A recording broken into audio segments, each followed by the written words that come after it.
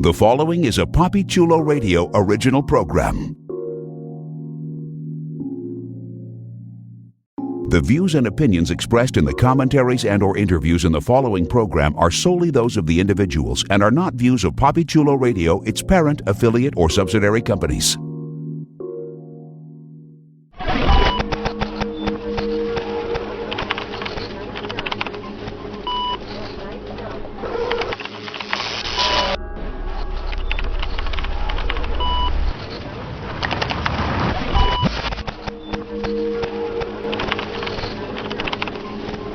The Avengers Initiative, WandaVision. Welcome to the Avengers Initiative, WandaVision, a PapiChuloRadio.com original series, Papi Chulo Radio, celebrating a decade of podcasting excellence. Today is Monday, February 1st, 2021, and I'm your host, Jeffrey Aruz. During this podcast, we'll be having an in-depth discussion on Disney Plus's WandaVision. Please welcome my co-hosts, Priscilla Rocha. Hey, everybody. And Professor X. Hello, everyone. All right, let's jump into our discussion of Season 1, Episode 4, which was titled... We interrupt this program. Exactly, and debuted... I interrupted you. You did, but that was perfect. And debuted January 29th, 2021 via Disney+. Here's the official synopsis of the episode. Monica Rambeau, tasked with a special assignment regarding sentient weapons, goes missing. Dun dun dun. All right, so this episode, we had been hearing for a while, like, this one's going to be a game changer. We spoke about the previous episode as a game changer based off of what happened at the tail end of that episode and everything else. And we had heard this one's going to change the game. So this one picked up the game, if it were a board game, and flipped it over, turned it around, mixed up the little playing pieces and everything, because, man, this was an interruption to the program that we were watching, but a brilliant interruption because it allowed us to catch up with everything that was going on, in essence, in the outside world as Wanda and Vision live out their sitcom fantasies right before our eyes. So we have to talk about the opening scene, because for me, this was something that I had been so curious about. We have seen people get snapped, although technically in the MCU it would be blipped. You know, we've seen the snap. We saw people disappear into, sort of disappear. They turn into ash, in essence. And we saw them vanish, half of the population of the world, of the universe, vanish in Avengers Infinity War. And then in Avengers Endgame, we saw Hulk snap. And we didn't see people return, but we did get that phone call from Hawkeye's wife, so we knew that people returned. We just did not see how they returned. And in this opening for Episode 4, within those first 5 minutes, we saw Monica Rambeau, a woman that we only knew as Geraldine, but because of Casting Scoop, we knew she was Monica Rambeau. We saw her get unblipped. We saw her, the ash form into her body, and we saw people around her getting unblipped as well. So let's talk about this. Was everyone else excited about this? Because I was so curious to see this in visual form. And if I'm being fully honest, I would love a limited series, maybe just 6 episodes, anthology style, following 6 different people, seeing them getting unblipped and trying to return back to life, and seeing them, some of them, maybe half of those episodes could be happy endings at the end and half of them can be horrible endings, and that sort of thing. But I would love to see them sort of acclimate to life after the blip. I think that would be fascinating. It doesn't have to be multiple seasons, just 1 season, 6 episodes, anthology style. Disney Plus, if you're listening, thank you so much in advance. Priscilla, what'd you think of the opening for We Interrupt This Program? I thought it was super strong. I thought it was, again, we've only, the most recent taste I feel I've gotten from blip reactions was the Spider-Man movie, where they talked to the teacher and he's like, yeah, my wife got blipped or said she got blipped, but really she just ran away with somebody else and got married or something like that. Like it was akin to that. And like Aunt May was talking about how she got blipped and came back, and she was in a house with in the apartment again, but people had already moved into her apartment, and she was like, I was super confused. But we've never actually gotten to see it happen in real time. So to see the confusion, the chaos at a hospital too, like the only place I could see it going even worse would be like in inside an airplane or something, as it's still going inside, and like, I don't know, you're in a chair and somebody just pops up in your lap or something. No, Priscilla, you're thinking of it in the wrong way because I thought of this. I think the worst would be if you were blipped while in a plane, because you would have been blipped back where the plane was and there would be no plane there. No, because they mentioned that they asked the directors or something like that a question like about that, like how did the Hulk make it so that people who were in like planes like that, because they asked him that question and they're like, no, but they would blip back into the respective plane itself. You think Like he would so? have he would I have thought think of that. I think that's a clean answer because it's not like the plane would be exactly in air at the time. You know what I'm saying? I don't Yeah. know if I buy that. But I like that they thought of it because in essence I just thought of people free falling from the sky and dying because they were blipped back into a plane Oh my that God, is no you went longer there. super dark side. I really did, yeah. But you know, it's where my mind goes. But continue on, Priscilla. So I don't know, like just the hospital was one of like the main points that I thought of as like just a place of chaos, of just where you wouldn't be able to really contain everybody wandering about the hospital, not knowing whether they're victims, whether they're people that are undergoing mania right about that at that time, or whether they're people that are delusional, and whether they're patients or whether they're actual people that need help, and whether they're taking up a bed and you need to give them a bed or not. Like it's just it's chaos. And to have the heartbreak of finding out that you were there for what was supposed to be an operation that went successfully, and it did go successfully, but she died after you blipped out. That's terrible. Oh my Yeah. God. Like, how do you jump back from that? But that's what this episode is all about, how you jump back from being blipped.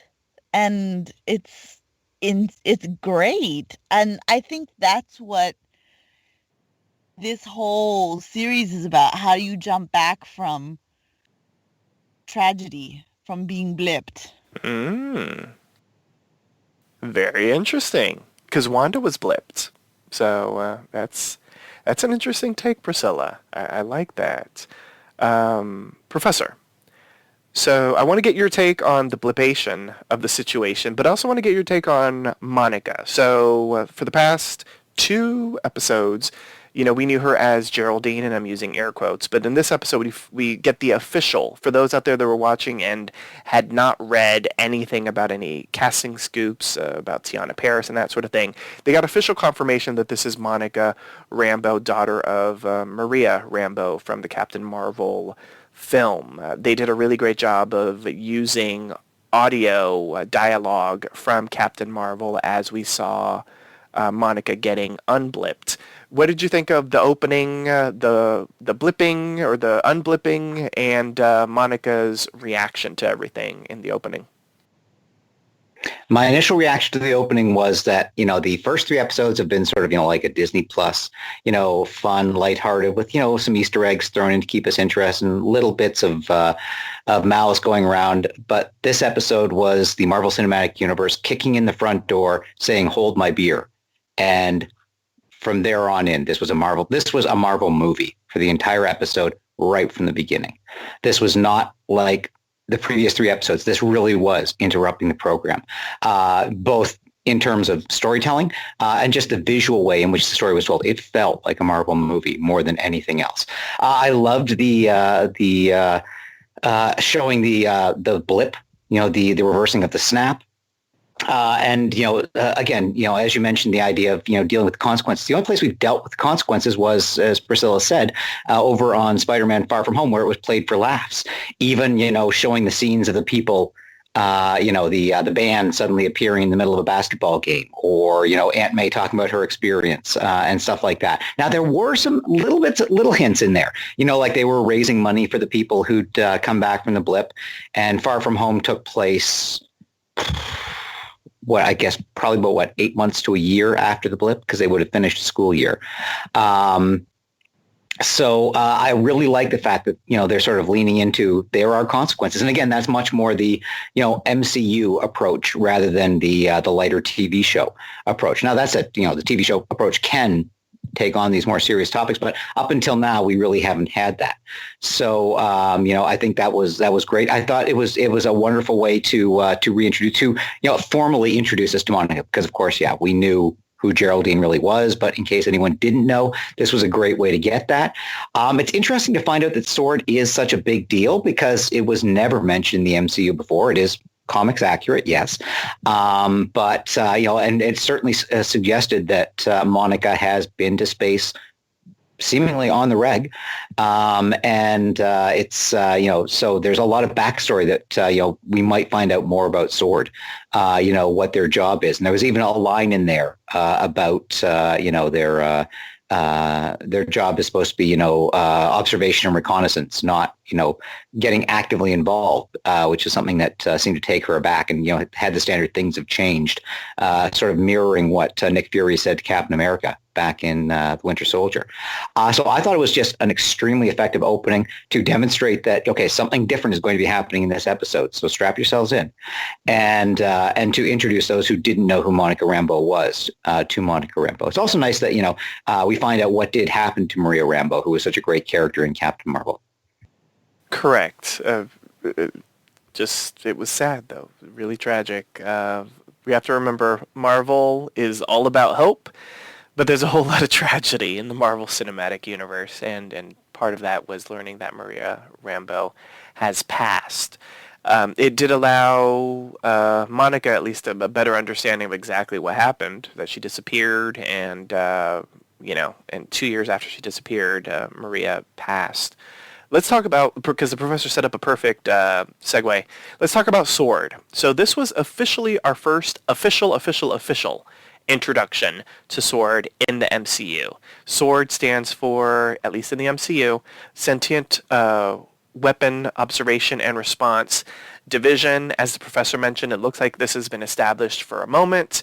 And based off of what we learned in this episode, it looks like it was established by Maria Rambeau, which is awesome, because that means two of the biggest, I don't know what we want to call them, not government agencies, but two of the biggest agencies in the MCU were started up by women. Peggy Carter, Agent Peggy Carter with S.H.I.E.L.D., and Captain Maria Rambeau with SWORD.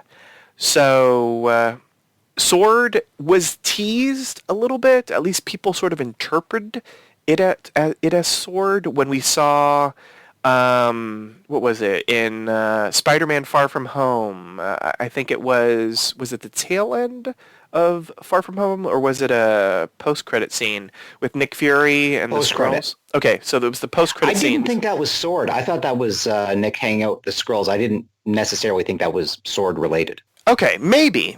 Some people on the internet thought that was like a tease of SWORD, so that's why I'm bringing it up. I don't know. We didn't get confirmation, so I don't know if that would be an official thing of SWORD. But this was the official in-name SWORD debut in the MCU. What do we think this means? I know that, it's really, this question is more just for hypothesis and theorizing, that sort of thing. But are we excited that SWORD is in the mix, especially because S.H.I.E.L.D. isn't? So is it important to have an agency like this that can be used in the MCU going forward? Question mark? I'll open it up to the floor. Well, I feel like since we used Shield already and we can't use Shield anymore, that they have to have an agency that they can use, and Sword is like, well, it's there and it's handy and it's something that can be used. And since they're gonna open the next arc to dealing with space and with further travel, it's perfect for Sword to handle. So it's tailor-made for this new era in Marvel to fit with. I think Shield was our last arc and Sword is this arc. Okay, I can dig that. Professor, anything else to add in regards to Sword? Are we excited to see Sword in action? I am. I think you do need a replacement for Shield in some form or another. It can be a malign force, it can be a positive force, or it can just be a neutral force that sets the story in line. For example, how else would you have gotten, Darcy to the scene if there hadn't been a Sword to call upon her? How would Monica have been pulled in if Sword hadn't been there for the FBI to call upon? So, just from a pure storytelling point of view, having this sort of almost MacGuffin type organization, is very good for, giving them a handy way to get to where they want to go in a story. So I think it's valuable to have for that reason alone. All right. I'm here for it as well. And Professor, once again, give me a proper segue.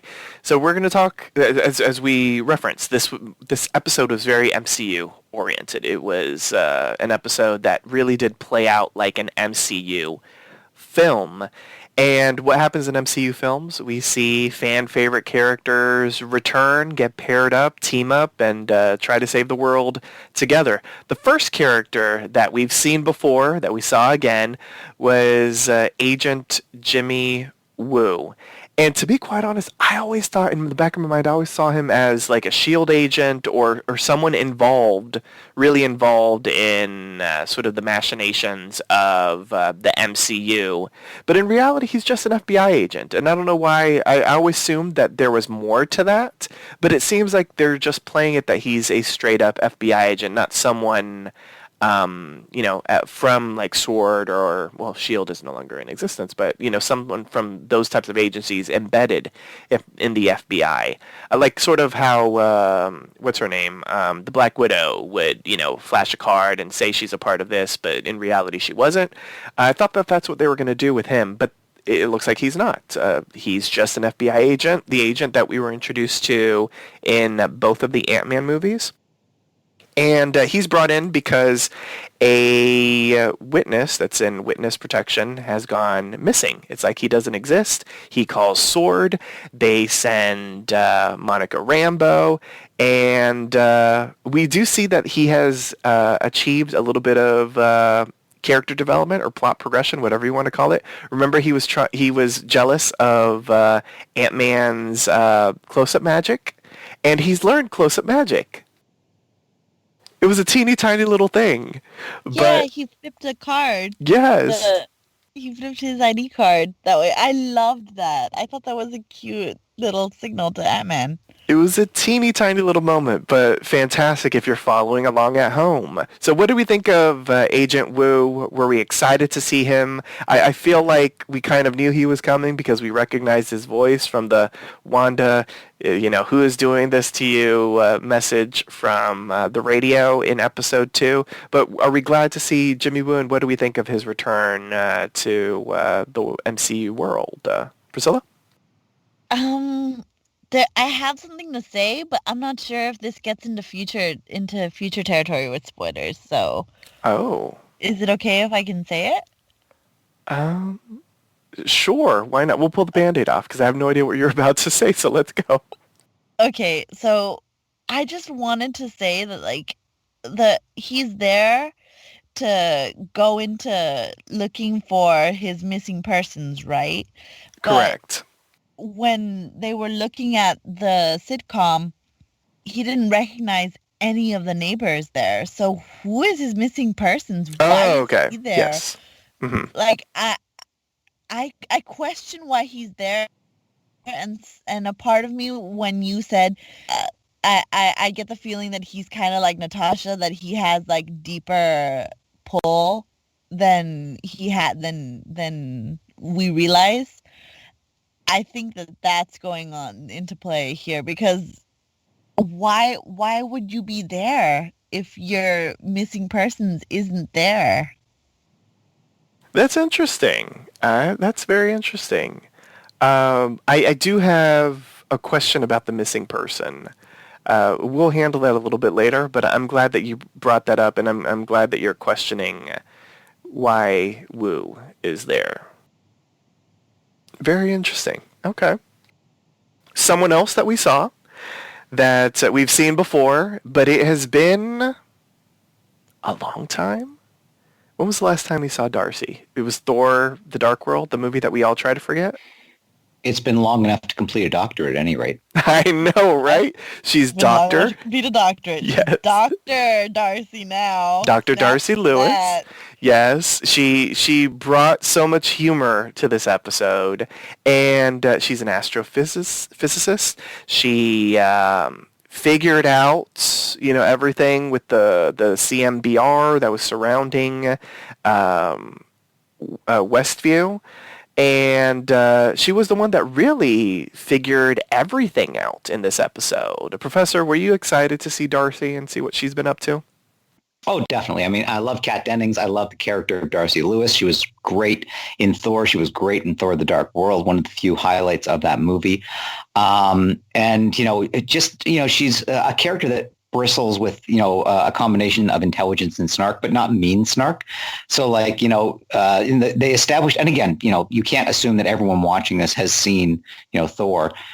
So they wouldn't necessarily know who the character is. So like from the moment we meet her, when she's sitting in the back of the van, and she figures out that obviously Sword has pulled together people from various disciplines because they don't know what's going on.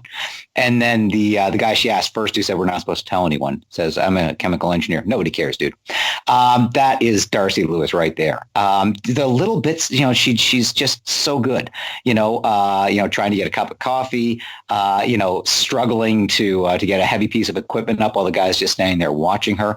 But again, that whole, just that, a very smart, capable character who, figures stuff out on her own and is able to, be, really brilliant, but also snarky and funny is really, important in a show like this. It could so easily, devolve into, boring people in lab coats.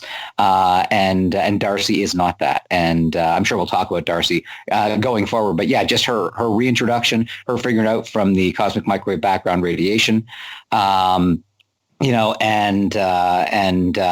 picking out the signal was great, and sort of it does explain, and I tip my hat to those who at the end of the first episode said that they saw a woman's hand, and said, it must be Darcy, and I said, you're jumping to conclusions. It could be anyone. Yes, it was Darcy. Congratulations, you were right. Thank you. That was me. Hopeless jumpers to conclusions. Yeah, that was me.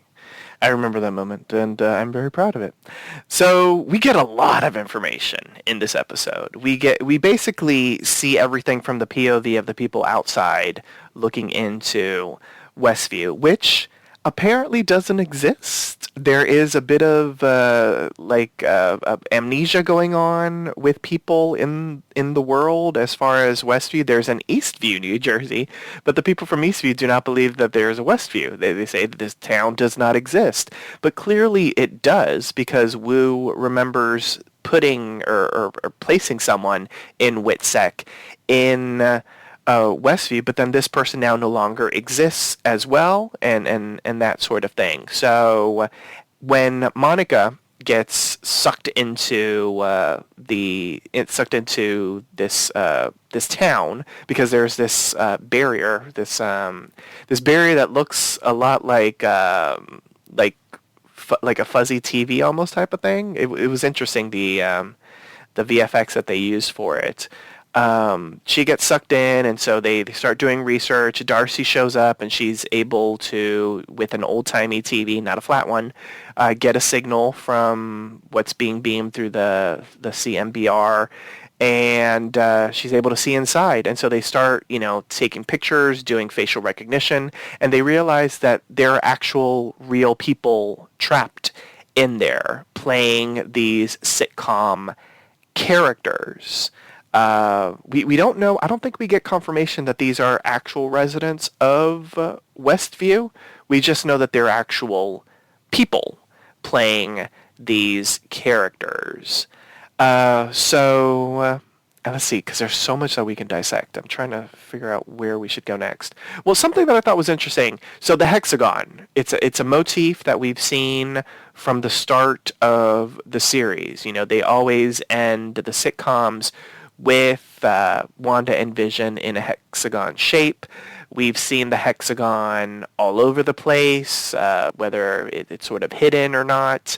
There was a question because they start doing a not a murder board, but like a crime board or whatever you want to call it. And Agent Wu is like writing questions like, why the hexagon? And it looks like the town is trapped in a hexagon type of shape. And so the hexagon keeps on showing up. I don't know what it means. Does anyone here have a theory about the hexagon outside of the fact that we just keep on seeing hexagons? I have a theory, but it's a crackpot theory. I love a crackpot. Go ahead. So much the better. I have a theory that when Wanda was battling with Thanos, she absorbed some of the gem's powers, and when she was snapped, like, she went away, but when she came back and the gems were wished away, we've heard before that the gems can't be wished away. They have to exist somewhere in the universe. They have to exist somewhere. And universes that don't have them go through like catastrophes. So I feel like they got reintegrated within a certain person, and in this case they went to the person that had the same characteristics or qualities, meaning Wanda, which is why she had the power, like, of the Soul Stone to bring back Vision, of the Mind Stone to give him back his Mind Stone and to bring him back to life exactly as he was, of the Power Stone to push Agent Monica 3 houses down, of, like, she has the power of all of these stones and she's able to control all of this area, and which is why there's 6, the hexagon. That's interesting. That's a good crackpot theory.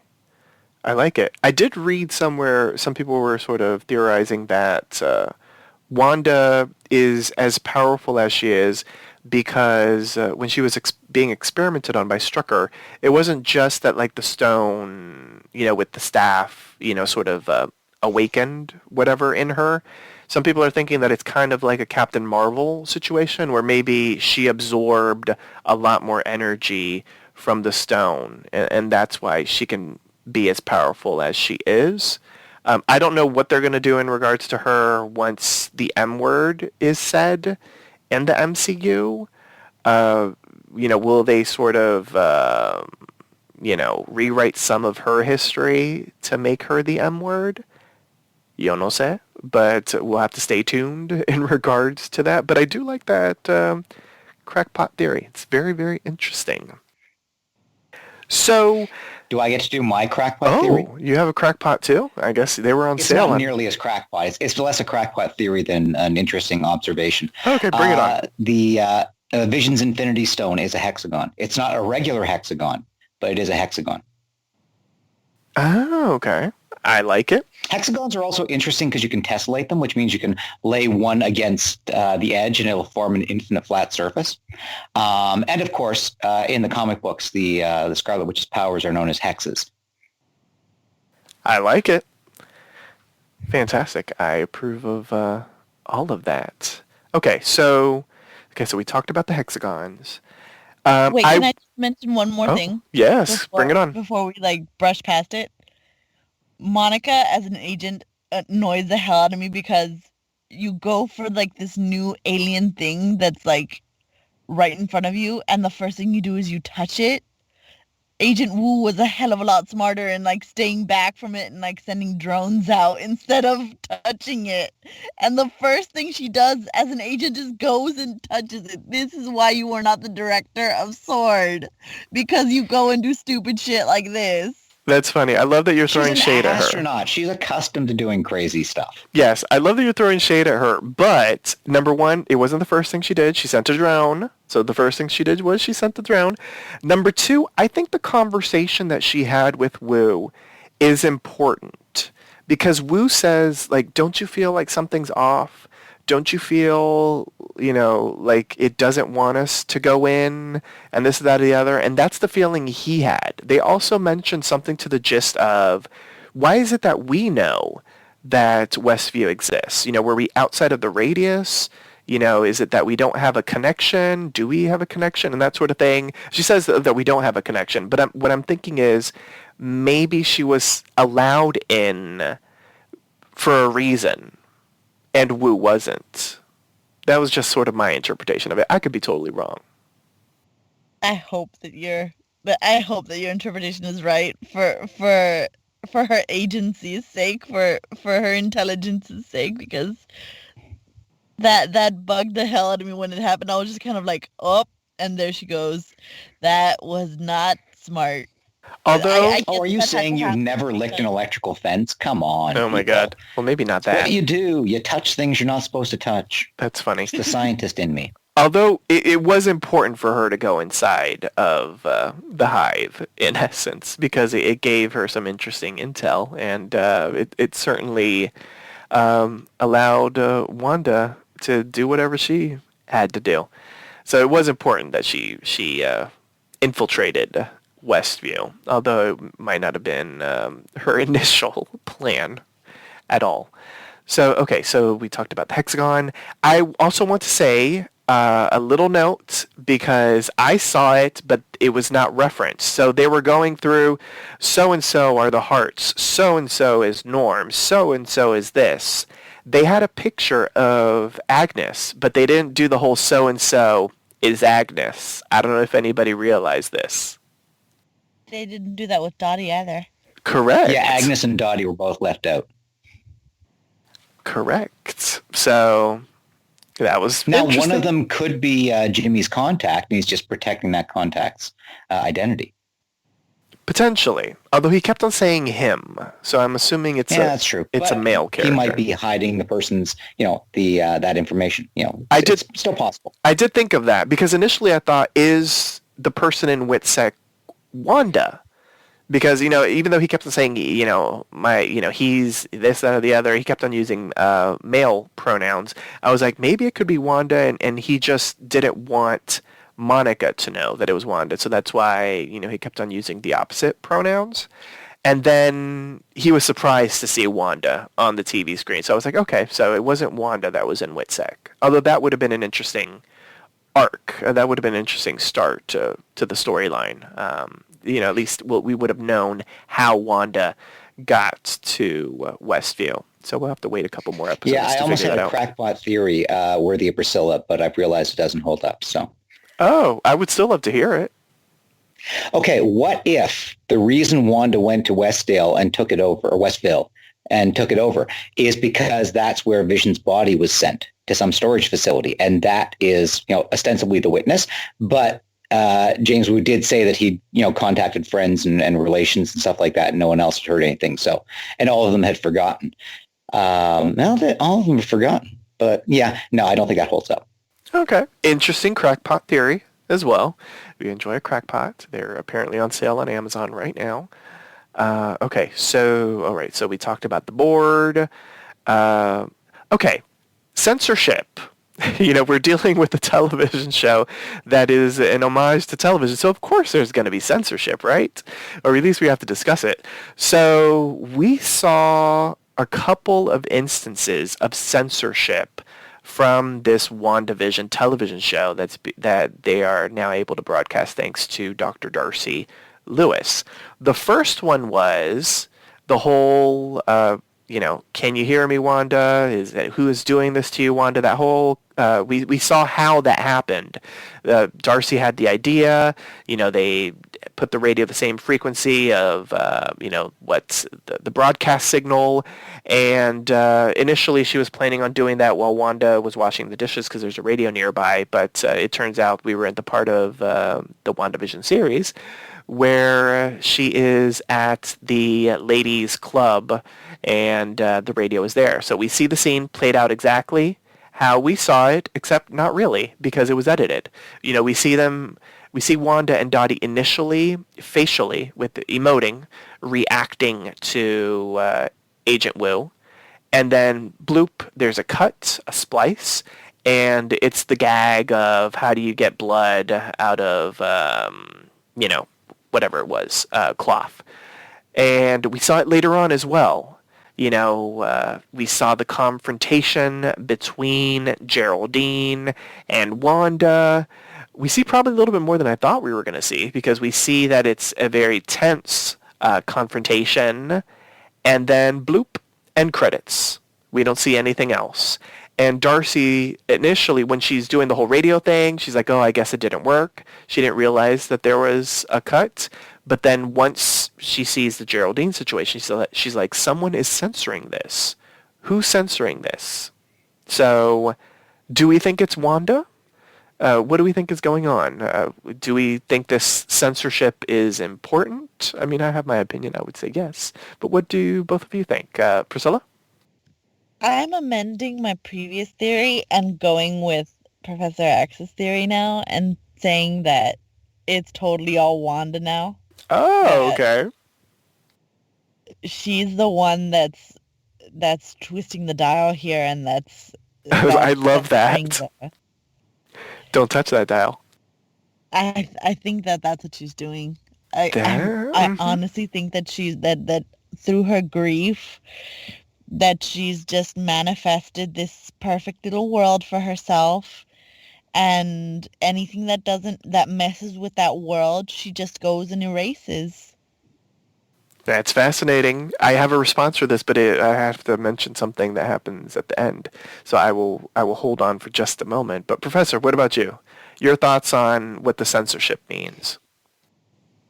Yeah, I think everything fits that. I think there's still an outside possibility that maybe someone else is involved, because if Wanda is, creating this reality, within the bubble, why is the message getting out? Why is it being transmitted out? Could there be someone else in there who is transmitting out a version of that? It's also kind of interesting that, we've seen, the 3 episodes that we've seen, but there's obviously much more going on, because Darcy mentions, the washing of the dishes that she sees at least once a day. And, we haven't seen that at all. Well, we saw her wash the dishes once. Mm-hmm. So, it seems much more that there is, this, it's not just the episodes that we've been seeing. It seems there's more going on that is part of this show going on. One thing I loved about it is that, you see, Darcy and Jimmy, staring at the TV, watching it like we are. They're like the proxies for us. The only thing that would have been more funny is if, the two of them had set up a podcast to discuss what happened. But right? the questions that were on the whiteboard were the same questions we're asking. Their reactions to what's happening in the show are the same as our reactions. They spotted the edit just like we spot the edits. So, putting those two characters in there to be the audience surrogates, I thought was a brilliant use of the characters. I agree with that as well. So I guess I might as well just jump in and talk about what I think is going on, and I'll reference the final scene. So I want to talk about what happens, what we see with Wanda and Geraldine separately. So I'll save that for in just a moment. But in the very final scene, we have, she's not Geraldine anymore. She's Monica. Monica says, it's Wanda, it's all Wanda. I feel like because we are told, because she, in essence, looks into the camera, looks at us, and she's like, it's Wanda, it's all Wanda, that has to mean it's not Wanda. I don't feel like they would have included that if Wanda, in essence, is the big bad at the end of it. Now, I do feel like she is in control in Westview, but I feel like this witness For some reason, I do have a big question mark with this Witsec person. I have a question mark with the edits because I don't think that's Wanda editing that. We've seen her edit other things, but in essence, what she's editing is when people inside, in particular Vision, starts questioning things.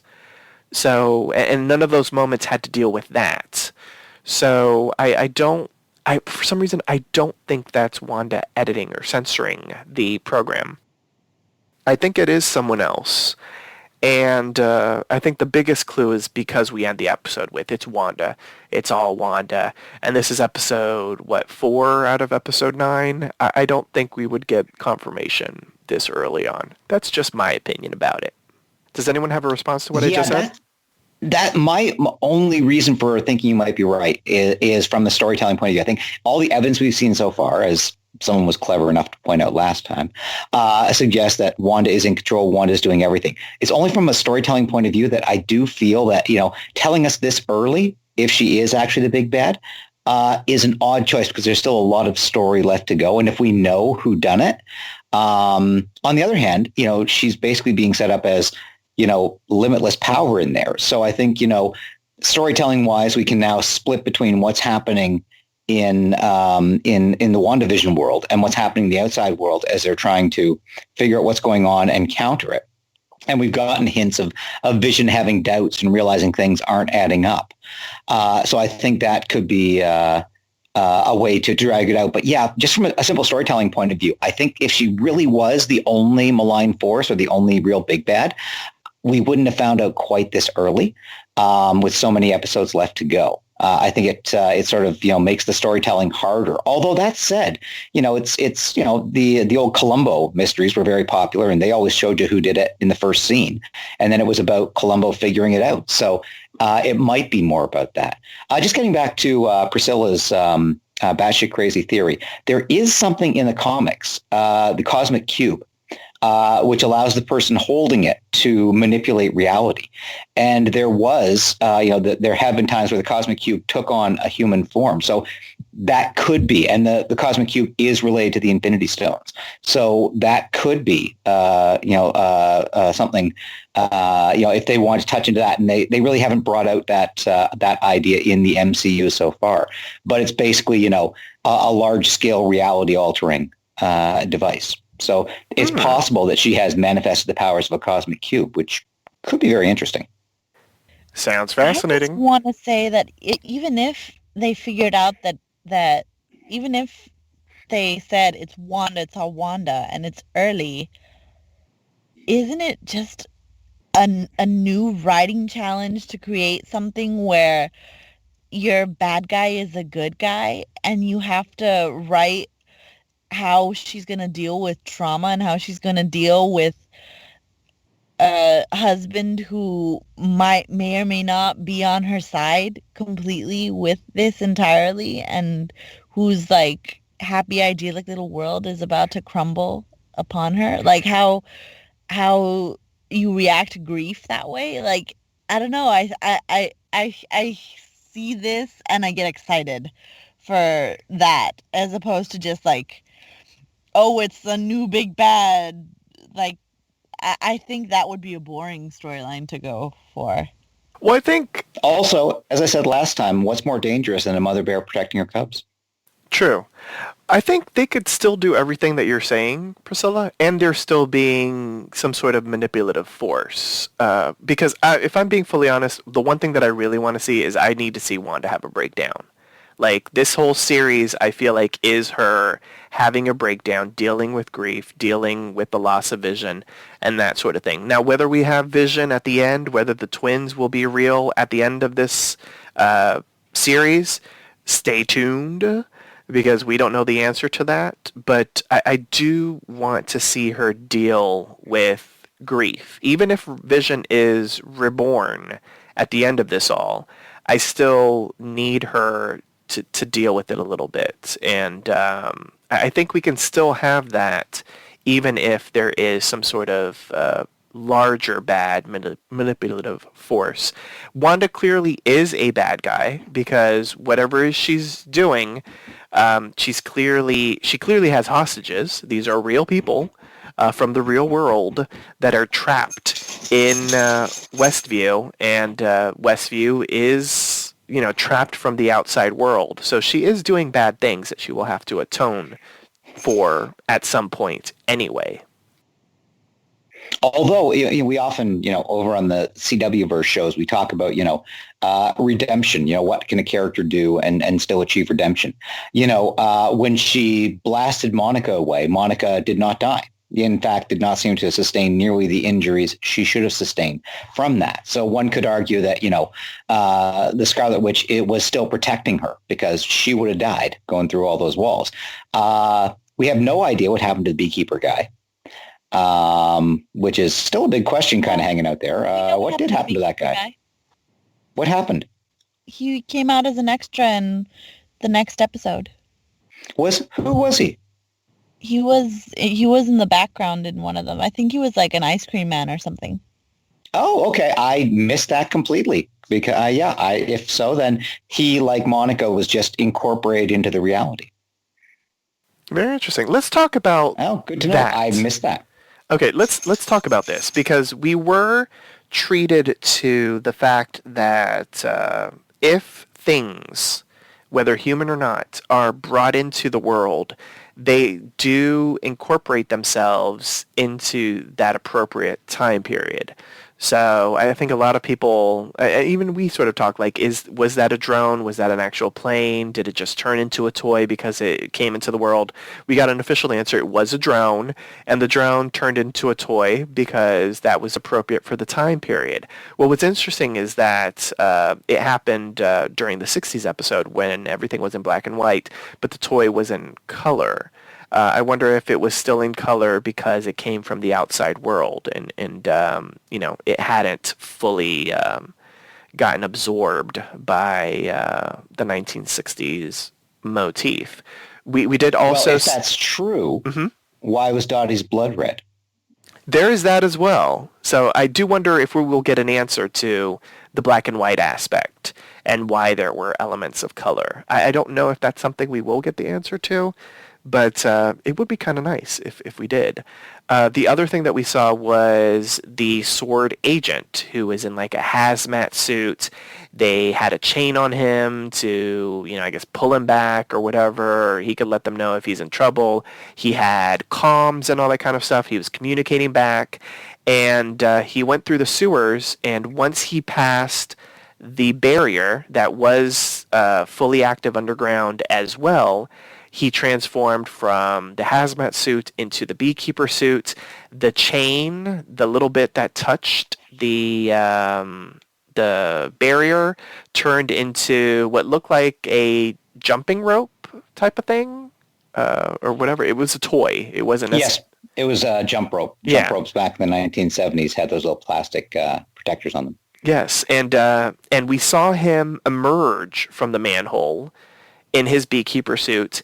Everything was in color, but then once he fully stepped into the world, everything turned black and white. So that was interesting. We did see the no, although it was a different take of the no because it didn't sound as menacing, I would say. I noticed that. I don't know if anyone else did. And that's all that we saw. Priscilla has brought us brand new information that apparently he was in the opening credits because that was the opening theme that where we saw the ice cream. So he was the ice cream man. That's fascinating. Thank you for that, Priscilla. You're welcome. Love that. Okay, so things... Would you like a moment of insane pedantry? Okay, go ahead. The sort of thing you only see when you are like watching it with microscopic detail. So the guy in the hazmat suit is going through, and when he goes through the energy barrier, he gets cut off, and so they're reeling it back in, and they're showing them reeling it back in, and they cut away to a close up of the reel, and it's actually playing out the cord, and they cut back to them reeling it in. So they just put a wrong shot in there. Oh, that's funny. Well, That was it. It really means no more than that. I've got nothing else. I didn't go into the layer that I went into the commercial analysis. Yes. Well, there was no commercial because, we saw different POV. We're in reality. Yes, we are in reality. No commercials. Okay. I like that, though. Okay, so things morph and they change into the appropriate time period. We got official confirmation of that in this episode. We didn't get confirmation as to why it's changing time periods. Darcy did a fantastic clip of is it for my? It's clearly not for my entertainment. As the professor stated, we saw episodes, but they saw more than what we saw because they were able to see Geraldine in the foreground of the 1960s episode. I think that was the 60s episode. Yeah. So they saw her in the foreground, just reading a newspaper. They mentioned, as the professor did, that, she does laundry once per episode. So they're seeing more episodes than we're seeing. And something that wasn't fully explained is how long this has been going on. Because are they seeing broadcasts that happened a week ago, but they're just now getting the episodes, or is it happening? I don't think it's happening at that moment. Some of them it looked like it was because he was able to speak into the 60s episode. So are they changing decades by day? Does time work differently in Westview? It has to, just because it was daytime when Geraldine was banished from Westview, and outside it was nighttime. So the days time just in general must work differently. And is a day an episode? I don't know. I don't know if we'll ever get the answer to that, but it's something interesting to think about. I did like that they can see more than what we've seen. So it looks like just episodes continue on and on and on and on until the next day or something like that. Okay, so let's talk about the confrontation. So we knew something happened in the previous episode. We didn't get to see what had happened. We saw the after effects of what happened. But this episode fully shows us what happens between the confrontation between Geraldine and Wanda after Wanda gave birth. And Wanda, questions Geraldine. Geraldine doesn't have the answers that Wanda wants to hear. She says she's an outsider. We see her, do the energy, whatever you want to call that, magic, whatever, that she creates. And she blasts her through not one, not two, not three, through the fourth wall, sending her out of Westview. And we see her magic fixing everything. We do see the scene where Vision comes back and questions, where's Geraldine? But we see a hella different looking Vision, a zombie Vision, the dead Vision, talking to Wanda. Wanda is clearly off-put, but she's able to, I guess, magic the illusion back. And we also see a different cut of the end of the episode. We don't see exactly how the episode ended in episode 3. We see a different iteration. We hear a different conversation where Wanda kind of intimates that they can't leave. Because Vision's like, we can go someplace else. We don't have to stay here in Westview. And Wanda basically is like, yeah, we kind of have to. But don't worry, I'm in control. And then we have a shot of Vision, which I think is important. When Wanda sort of walks to the couch, we have a brief shot of Vision with a worried look, but then he sort of slaps on the sitcom smile. So I think it's important to note because we have seen Vision noticing stuff, but then Wanda sort of snaps him back into his sitcom-y bliss. So let's talk about this scene. Did everyone else notice what I noticed? What do we think it means? Did that just add fuel to the theory that both of you have, that it's Wanda, Wanda, Wanda? Wanda, Wanda, Wanda. Professor? Yeah, the thing that struck me about that was, seeing it again, watching it a second time, I was struck by, the zombie vision reveal was done so well because, they deliberately kept him in shade. Or in shadow, I should say, until the reveal. So it was like really, really effective. And even going into it the second time, it was like, wow, that was so cleverly done the first time because it took me so totally by surprise. And again, it does suggest that, she is controlling things. She is, creating the reality she wants to see rather than reality as it exists. Regarding her conversation with Monica, there was some speculation, before when people were thinking that Monica was like a plant sent in by Sword.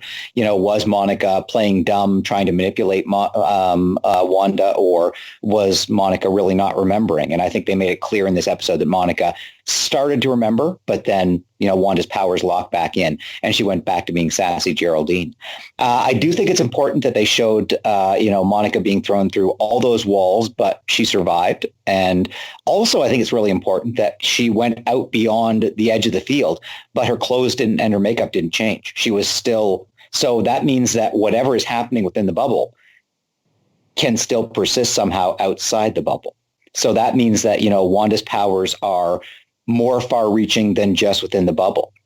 And I would submit, and again, getting into my my wild speculation mode for a moment, I think the reason why they had Darcy tied to the cosmic microwave background radiation is that cosmic microwave background radiation is everywhere in the universe. So this means Wanda's powers theoretically could be universe-altering.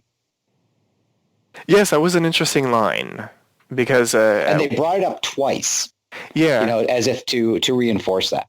Yeah, the line, the very first time that she talked about it when she was like, yeah, they're there for now, and they're not dangerous for now.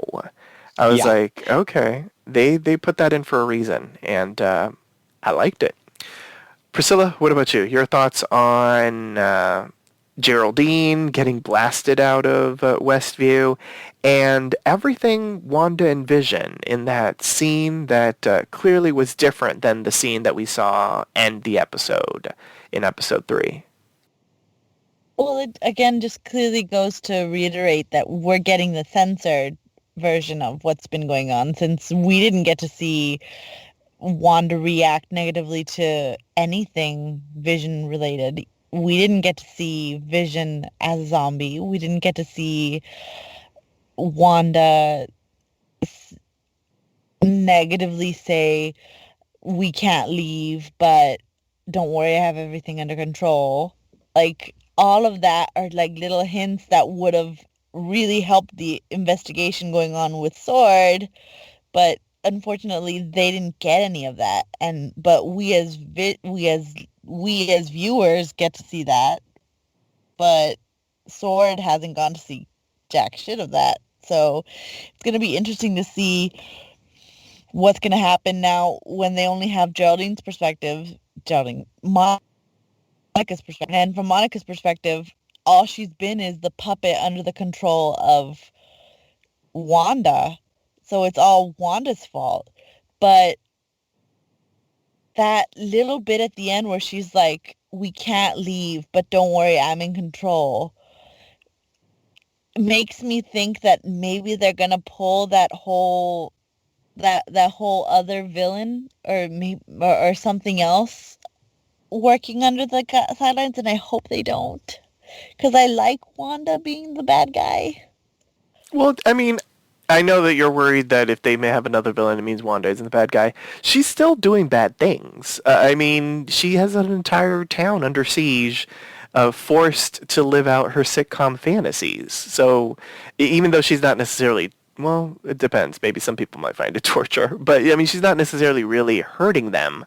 But she does have them, at her beck and call to do, play out all these parts. So she is being a villain. Like, I don't want us to take away that, Wanda is being all hunky-dory and a hero at the moment. If there is someone out there taking advantage of this, I like my theory that there is a bigger bad, and either they're taking advantage of what Wanda is doing and to do whatever machinations they want, or they created a deal with Wanda, I want you to do this. I will bring you Vision back, and you will have dominion over this area, and you can do with it as you please. And so that's why Wanda does have control, but there is something in the clause that she's doing something in particular.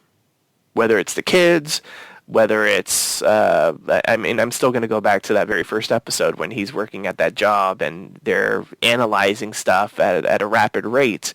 Is that going to be involved? We haven't seen the workplace in a moment, so maybe not. But I thought we were going to get that as something really interesting, but maybe we aren't. But I don't want us to lose the fact that even if there is someone else in the mix, that Wanda has not been peachy keen. I mean, she has been doing some bad stuff.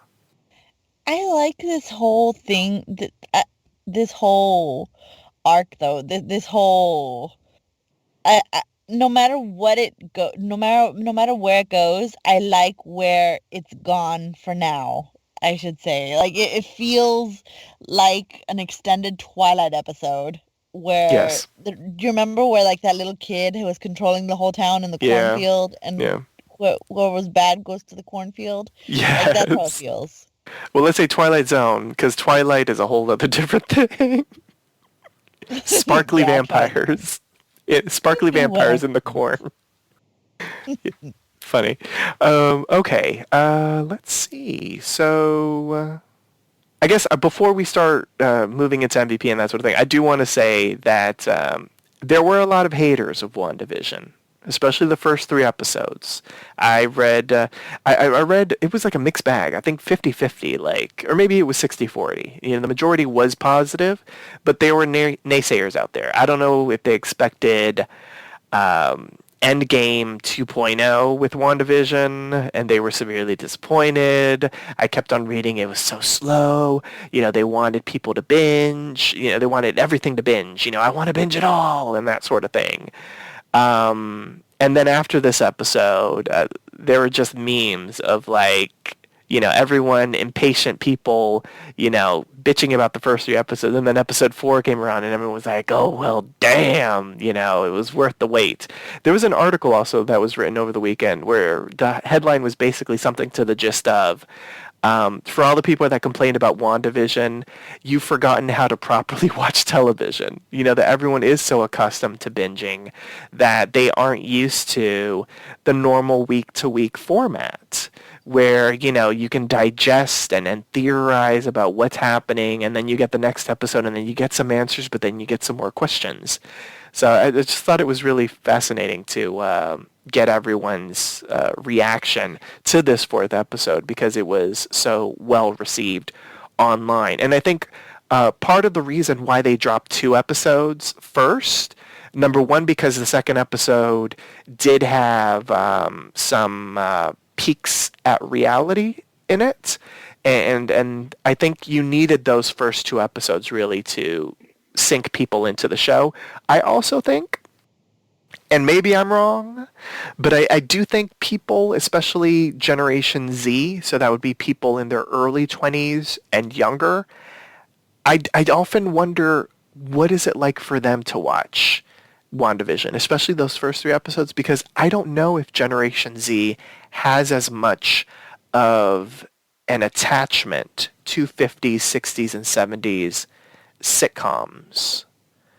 I don't know if this is just a millennial and above thing that we do because of reruns on like Nick at Night or TV Land and that sort of thing.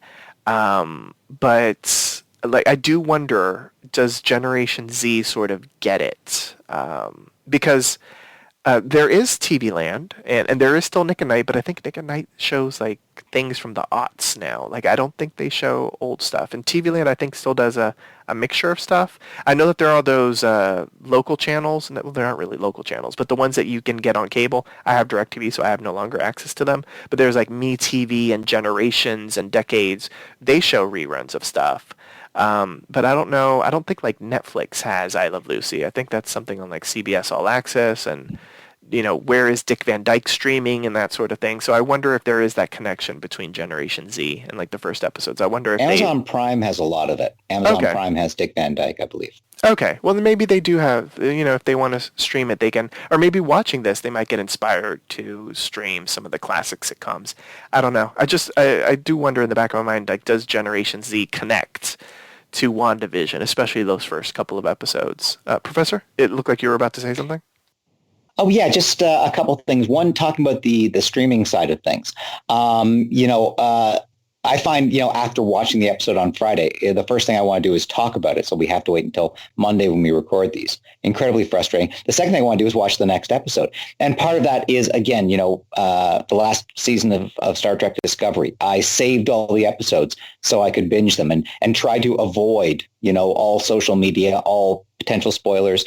Same thing with The Mandalorian. Unfortunately, I couldn't escape the big surprise at the end of Mandalorian entirely, even though I saved it up, so that I could watch all of the episodes on that last day. So this time I realized there's no way I'm going to escape this.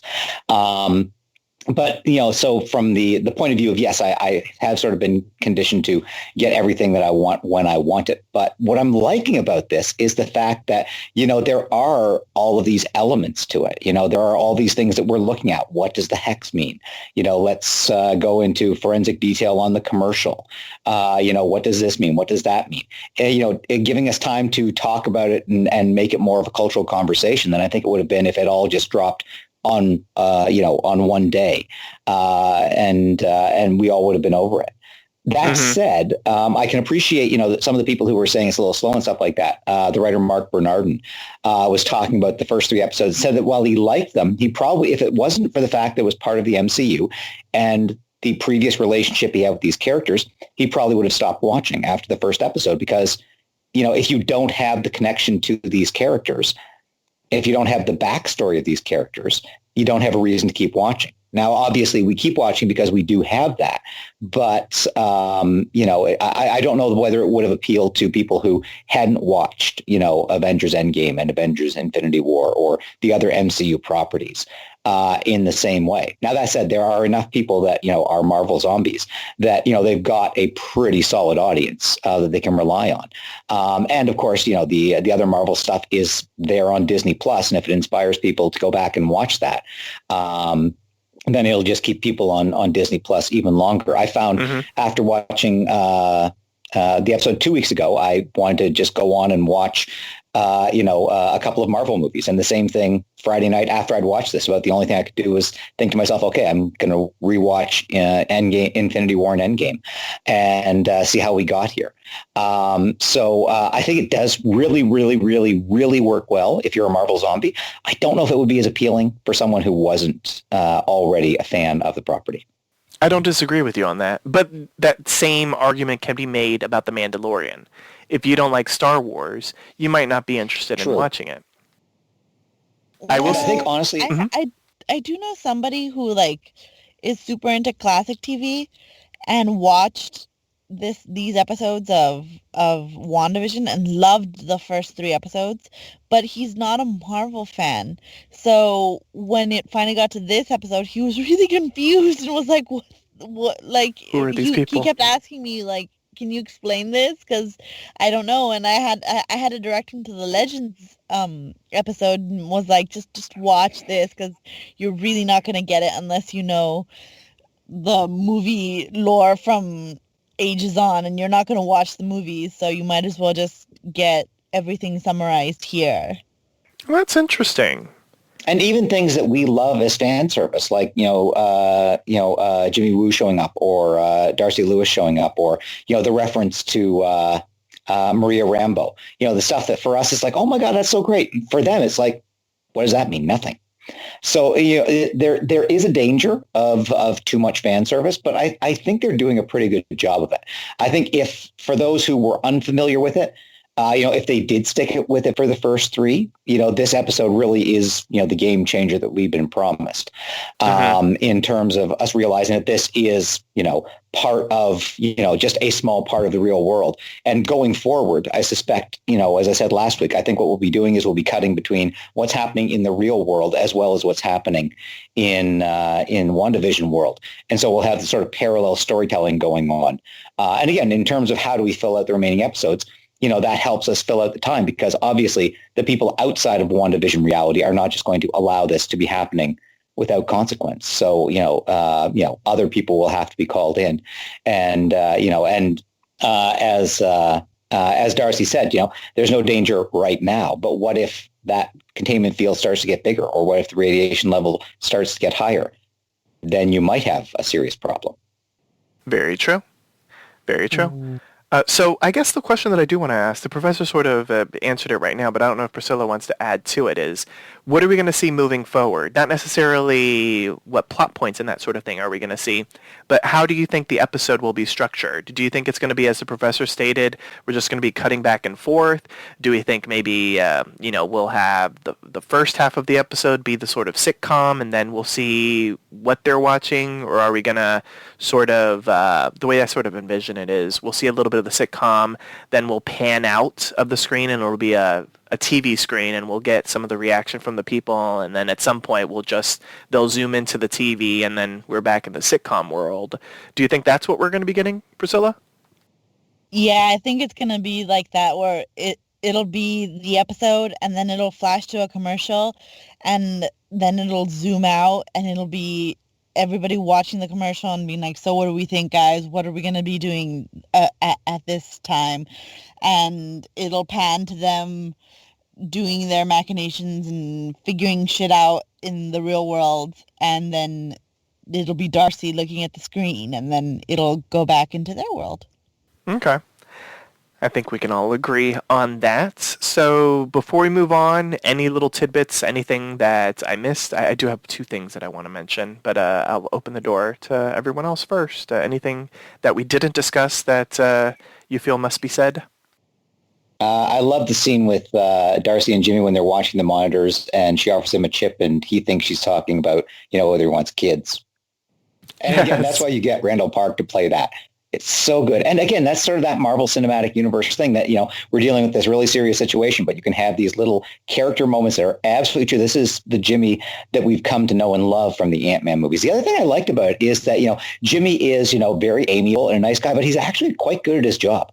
Mm-hmm. He's making all the right calls throughout this, whether it's calling in Sword or advising the Sword head, it's a bad idea to send the guy in.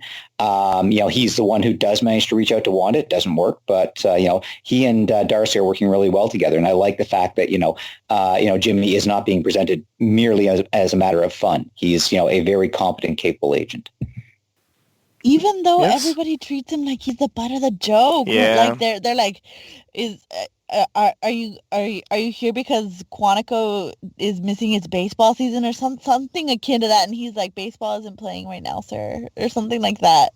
And who he reminds me of? If you watched Veep, Sam Richardson's character was this very amiable guy that everyone sort of, rejected because they thought he was simple-minded just because he was friendly and amiable. But it turns out he was the smartest, most capable person of the lot. Yeah.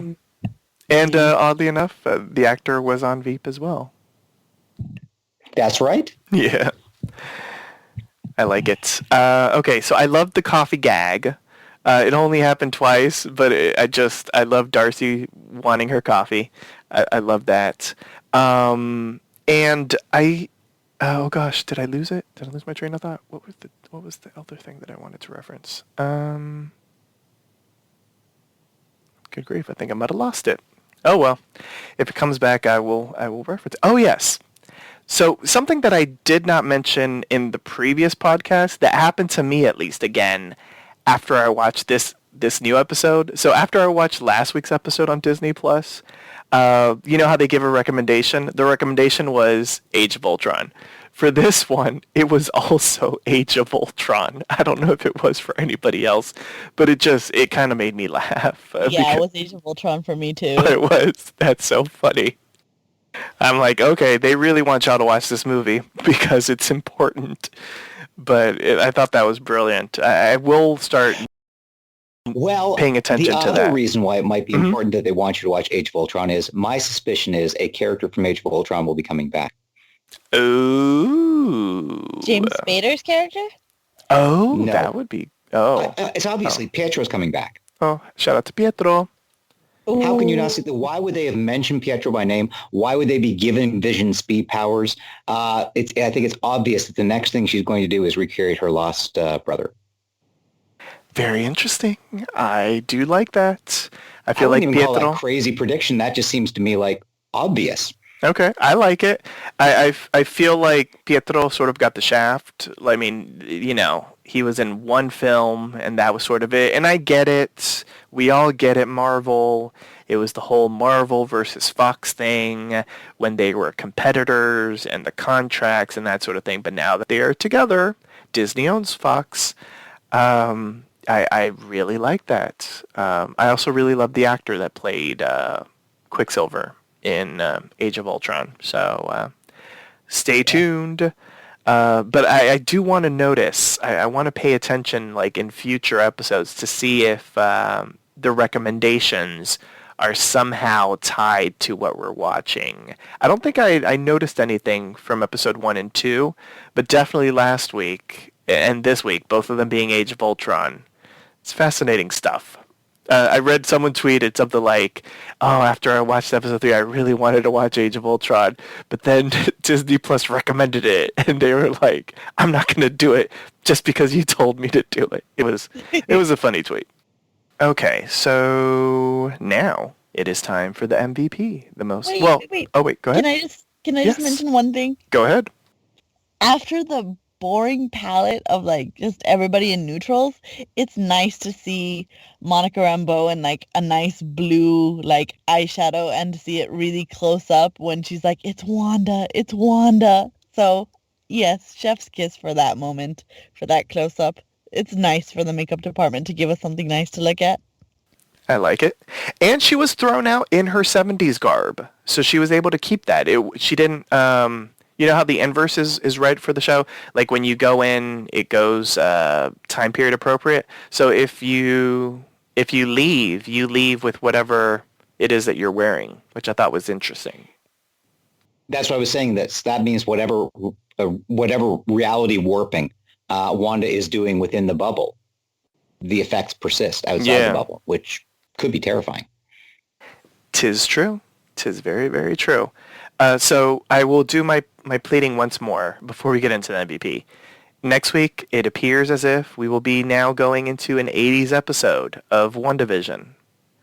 I need a "you got it, dude."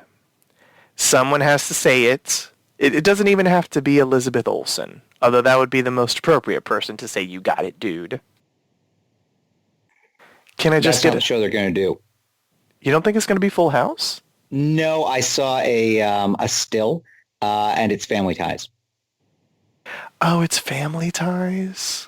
I'm pretty sure I recognize the scene as being, if it wasn't Family Ties, it was very similar. Now there were a lot of growing pains and stuff like that, but it looked to me like a recreation of the Family Ties house.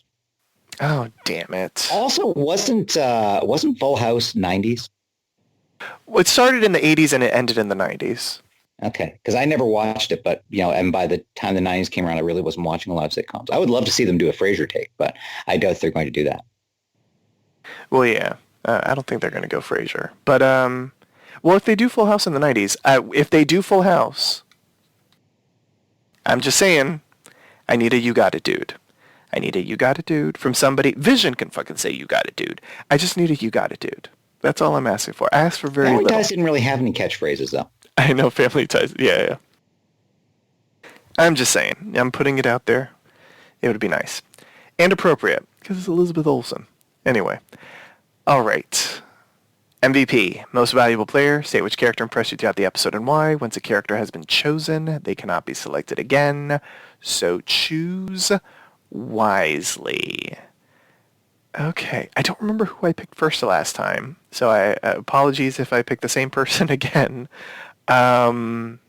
Let's go with The professor. Darcy Lewis. Got to give it to Darcy Lewis. She was great. She was fantastic. And she was sort of the linchpin of the episode. She was the one who figured out what was going on. She was the one who enabled them to see within and tell what's going on. And she never did get that cup of coffee. So at least I can give her this. I know. She got some chips, though, which... She got some chips and a bowl of hot noodles. So, which she dropped, though. Which she dropped. Yeah, that was very sad. Because then she's got to wait a whole other 3 minutes for it to heat up again. Anyway, okay. And she also got the respect that she deserved. I'm just saying. Priscilla, what about you? Your MVP. Oh, I got to give it to Wu. He just is so cool. He figured out magic finally for this for this season, should I say, of TV? Yes. It's weird. And he figured out everything to deal with Westview without Sword's help. With them actively being antagonizing, actually, with the help of Darcy, he figured out how to get Geraldine out of there and how to contact Wanda and how to interact with the world safely. So yeah, I'm gonna give props to Jimmy Woo. I love him. Fantastic. Great choices from everybody. Oh God, because those two are the obvious choices. So the other two, there are two people that I could pick from. But one, it was just that final scene at the end. So I won't give it to her. I will give it to Monica Rambeau. I thought Tiana Paris did a fantastic job with the opening, really getting us all into the headspace of someone that has just been unblipped, someone that's been brought back after vanishing for 5 years. I also love seeing her, even though Priscilla was a little, she wasn't that happy with her, but I like seeing her as a badass sword agent. I did. So I liked seeing this different side of the character that we were introduced to in the sitcom world. Seeing her in the real world was really nice, outside of the sitcom glory. So before we start the rating of the episode, I do want to do another little note, something that I just thought of, because a lot of people were wondering when WandaVision took place in regards to the MCU proper. So we got official confirmation in this episode. This was 3 weeks, in essence, after what happened in Avengers Endgame. So there's that. All right, now... Also, which means whatever happens in here, if it's a big public thing, then it should have a ripple effect on Far From Home, because that's happening in the same universe, right? Correct. When does Far From Home take place? It happens 8 months to a year after the blip. Okay. If I did read some speculation that if the Scarlet Witch goes nuts and accidentally creates the multiverse, because when Mysterio shows up in Far From Home, he says he is fleeing from his Earth, alternate Earth in another universe. So it's possible. Now that said, everyone should know about the multiverse because of not that everyone would know about it, but the idea of the multiverse of alternate realities should be established as what happened in Endgame, but it's possible that whatever happens here will lead to that broader knowledge of the concept of it. True, especially because that does mean you can't destroy the Earth. Yeah. The Doctor Strange movie is called The Multiverse of Madness. So yes, and everyone knows that the Scarlet Witch is going to be in that movie, and everyone's sort of been assuming that she'd be there helping Doctor Strange. What if she's the big bad of Doctor Strange and the Multiverse of Madness? Or what if she's the one that needs to be helped? What if Doctor Strange has to save her from the Multiverse of Madness? Entirely possible. Yes. Yeah, this could be setting up that, but that movie's still 2022. That would be a long wait for the payoff. I do agree, but I think that's exactly what's going to happen. I think whatever Wanda ends up doing, or whatever the resolution will be at the end of this, is she's going to be probably trapped somewhere, maybe. I don't know. We'll have to wait and see. We have that question. We have whether Vision and the twins are going to be corporeal by the end of this. Stay tuned, everybody. So now it is time to rate the episode. How would you rate this episode on a scale of 1 to 10 televisions? We'll swipe some of the ones that Darcy has. The point system is allowed, and if you found the episode exceptional, deserving of more than a 10, you may grant it the coveted golden television. Let's start off with Priscilla. Oh my god, for sheer satisfaction's sake, I'm going to give this 10 televisions. I'm not giving it a golden because it wasn't perfection, but I will give it 10 televisions for giving me the satisfaction of finally being Marvel, finally being the opposite side of the coin, for finally giving me answers to all the questions that I've been desperately asking myself the entire time. So 10. All right, a solid 10 from Priscilla. Would you say the episode was marvelous? Yes. Okay. I like it. Professor, what about you? Where do you stand? How would you rate this episode? I'll go a little higher. For me, it was, seeing, the actual MCU come through my TV was like having an old friend drop by. I've mentioned in the past how, hearing the Marvel Studios theme, has that emotive effect. And just having this whole episode feel so much like a Marvel Cinematic Universe movie. Darcy's back. Jimmy's back. There's bringing, explaining everything that was happening outside of the WandaVision bubble and getting some of the answers, but not all of the answers, still leaving enough out there, enough questions for us to want to watch. For me, it's a golden television. Wow. All right. This is our first golden television of the season, I think. I haven't, nothing so far has been golden television for me. There you go. All right. Okay, so the professor said a lot of great things, and you almost convinced me, but I'm not ready just yet. So I'm going to give it a solid 10. I thought it was a fantastic episode. I could say this about all the episodes. They are very rewatchable. I do find myself rewatching at least the previous episode with the current episode. Like, my sort of routine is I'll watch the new episode on Friday, and then like Saturday or Sunday I'll watch the previous episode along with the new episode, and then I usually rewatch the new episode before we podcast, so it's fresh in my mind. But yeah, so it's incredibly rewatchable. It was hella entertaining. We got a lot of answers, set up a lot of questions. We saw fan favorites return, and we got a completely different remixed POV of everything that we had seen from episodes 1, 2, and 3. So a fantastic, solid 30 minutes of Disney Plus Marvel MCU television. It's fantastic. So on that note, join us next time for a brand new installment of the Avengers Initiative WandaVision. Here's our announcer to remind you on how you can interact with us. Follow Poppy Chulo Radio on social media. We are on Facebook, Instagram, Twitter, at Poppy Chulo Radio. Do you have any questions, suggestions, comments, or concerns? Email us via contact@poppychuloradio.com. Are you interested in joining the Poppy Chulo Radio team as an on-air personality? Email talent@poppychuloradio.com. Binge listen to your favorite Poppy Chulo Radio programs by visiting poppychuloradio.com/archives.